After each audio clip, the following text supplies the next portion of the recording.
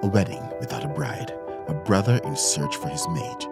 What goes down this night would start a war between packs.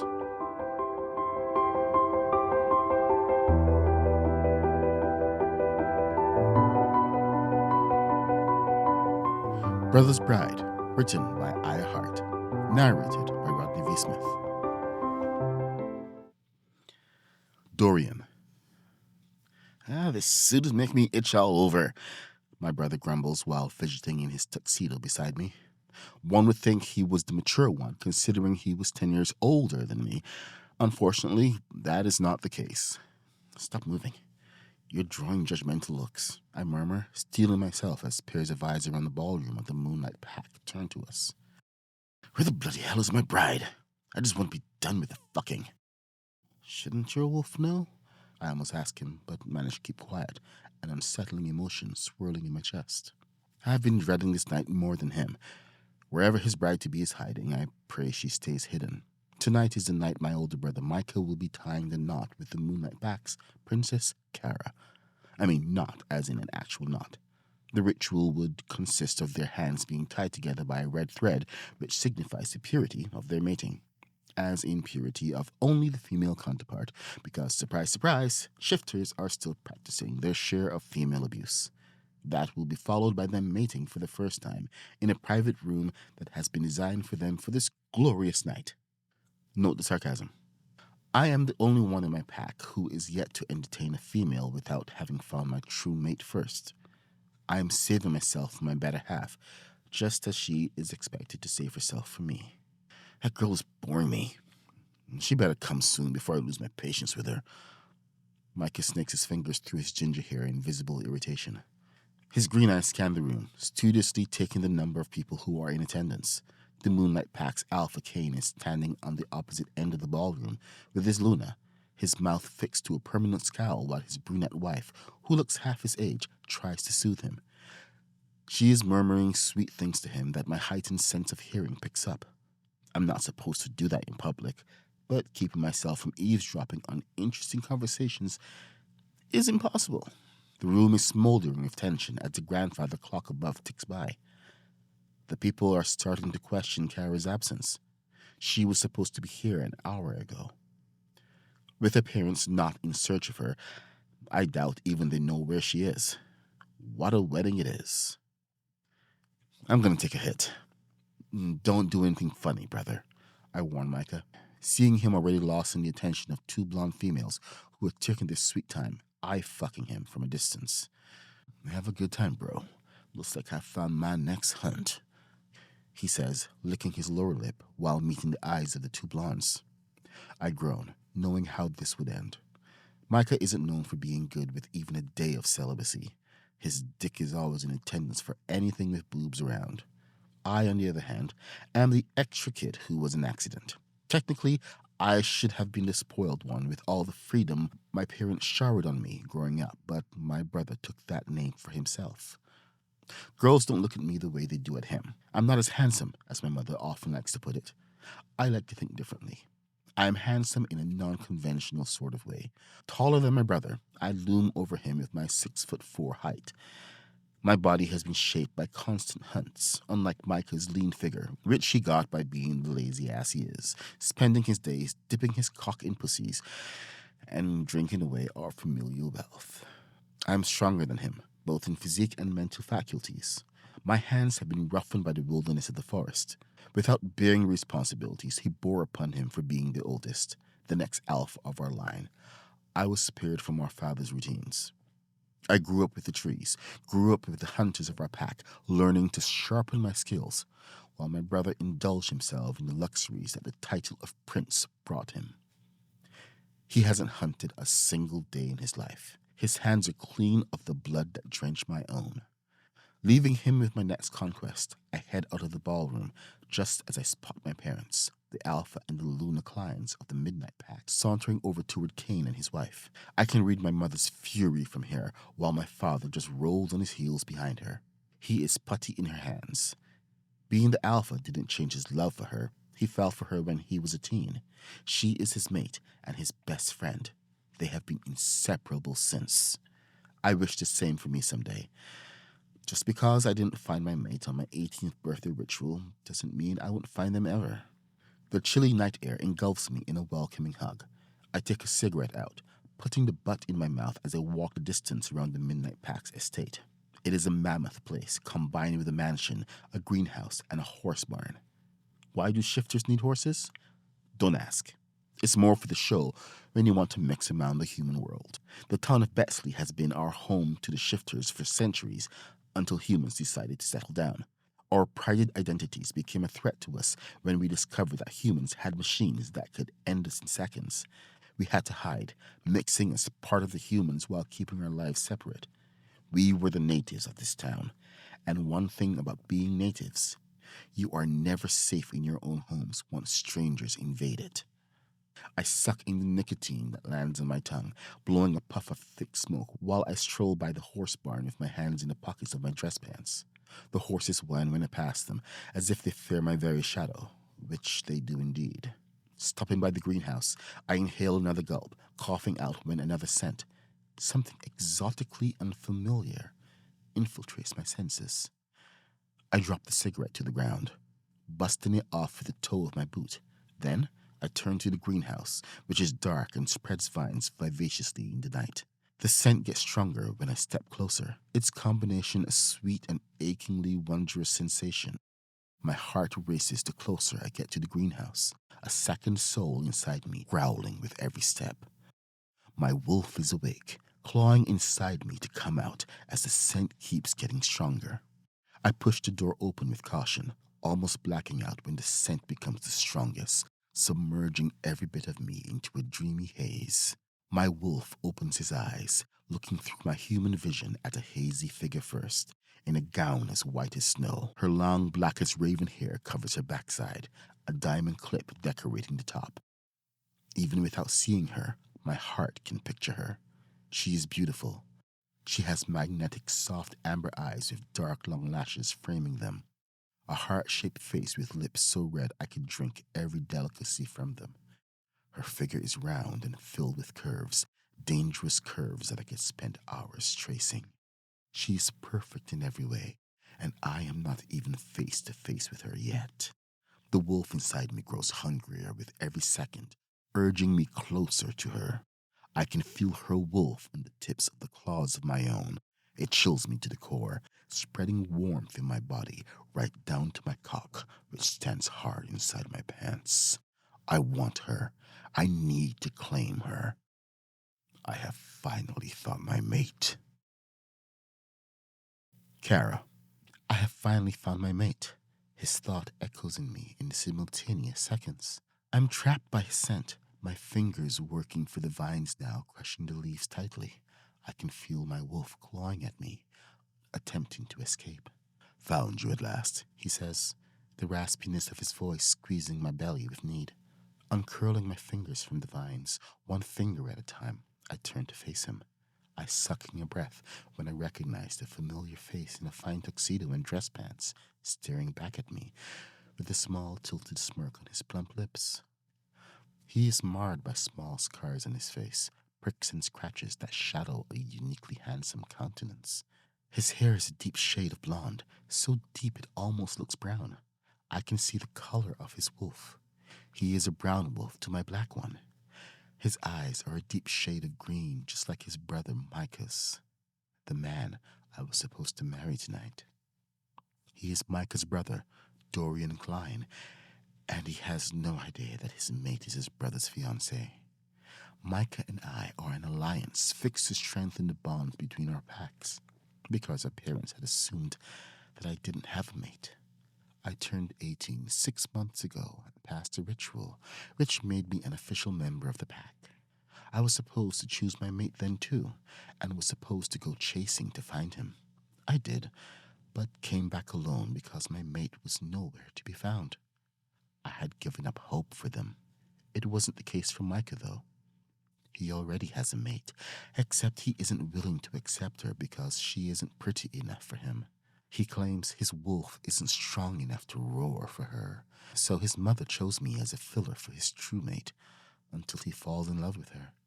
I am pretty, but not exactly his type, With my well-formed body, he prefers thin women, as she most kindly put it.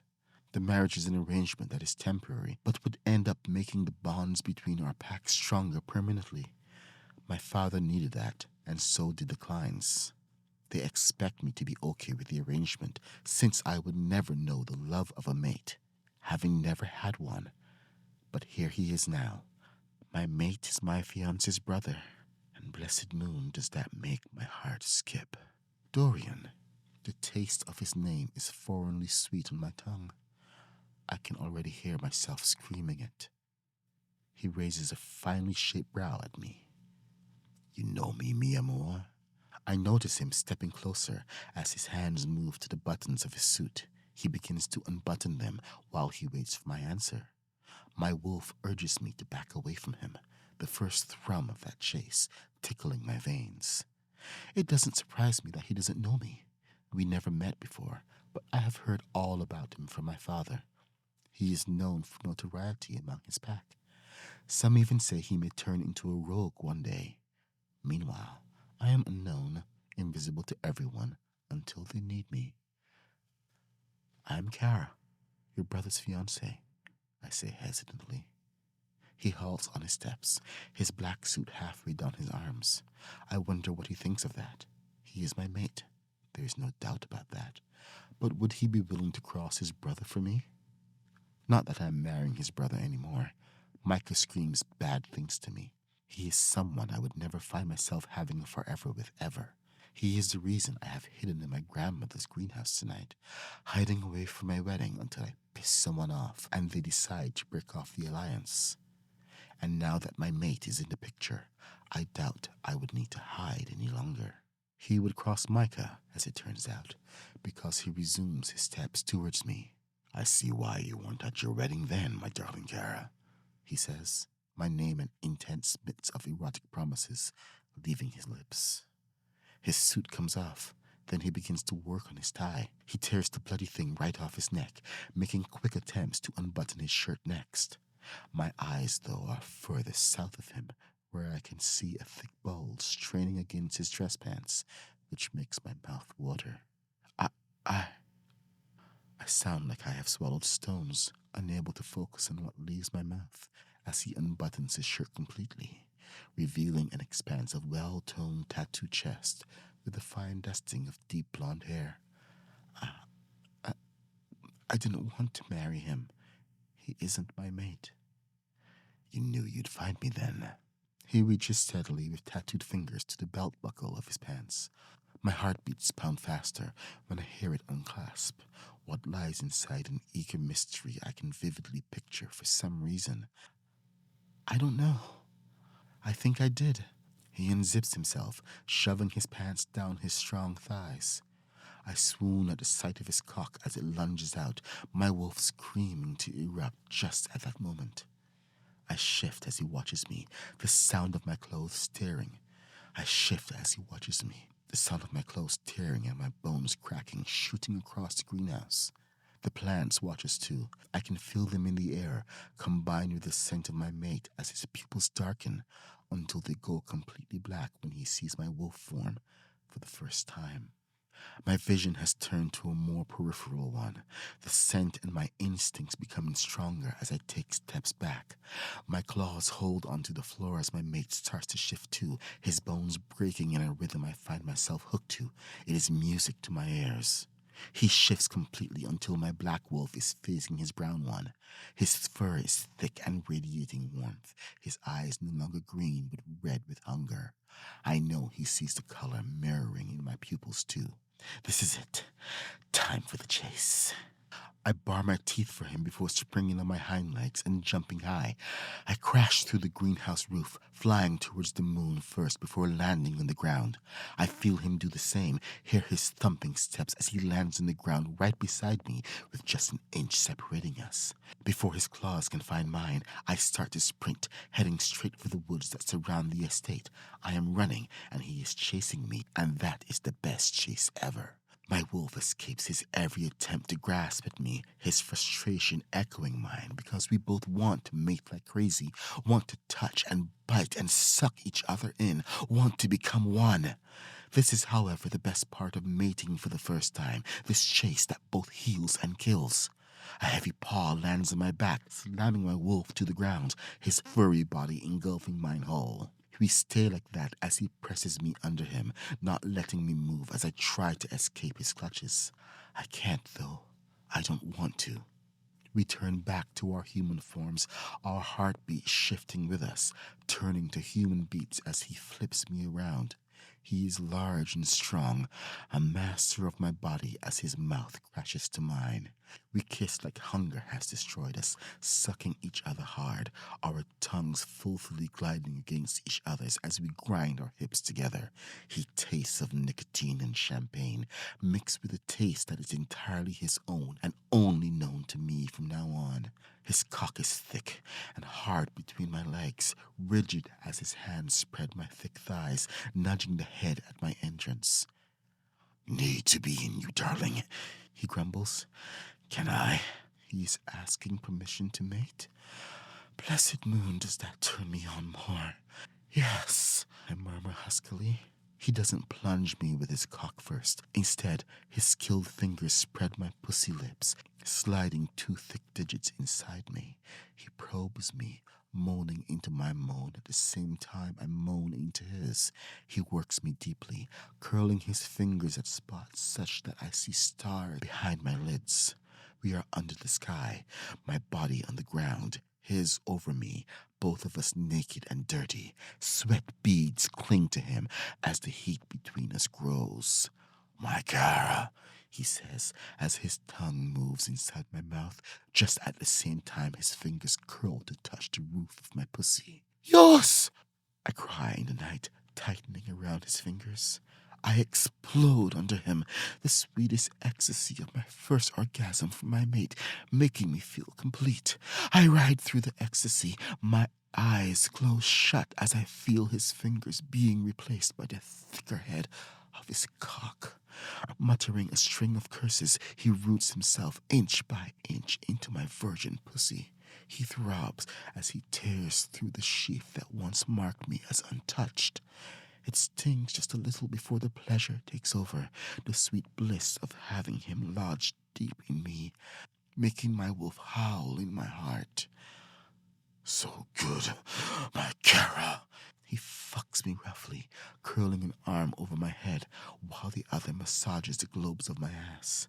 I saved myself for you, darling, all these years." His confession makes me curve my legs around his waist, the heels of my feet pushing against his buttocks, pushing him deeper into me.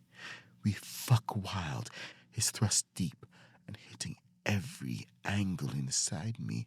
The moon is full tonight. It beams right overhead as we fuck on the forest floor, our bodies a picture of filthy pleasures as we unite as mates for the first time. "I'm coming, darling," he whispers as his thrusts pick up more pace.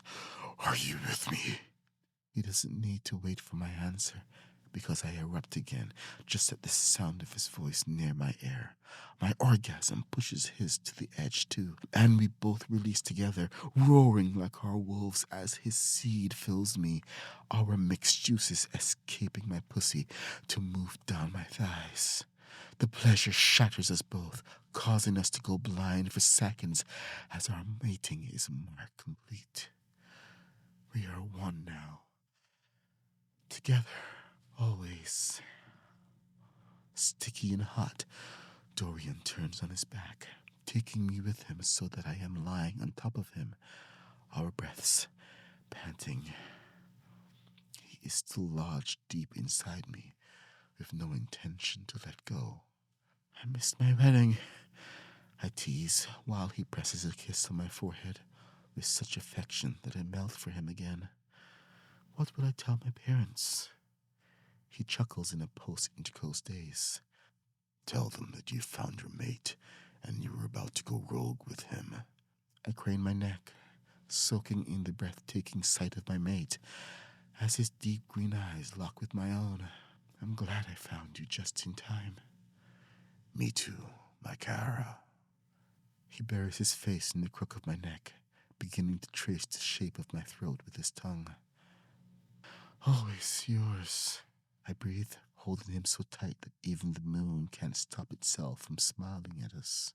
We would likely be facing a war tomorrow, but for tonight, we were safe to dream of forever together. The end. Aya Hart is a writer, reader, and bibliophile from a small corner of the world who spends all of her time submerged in a fictional world.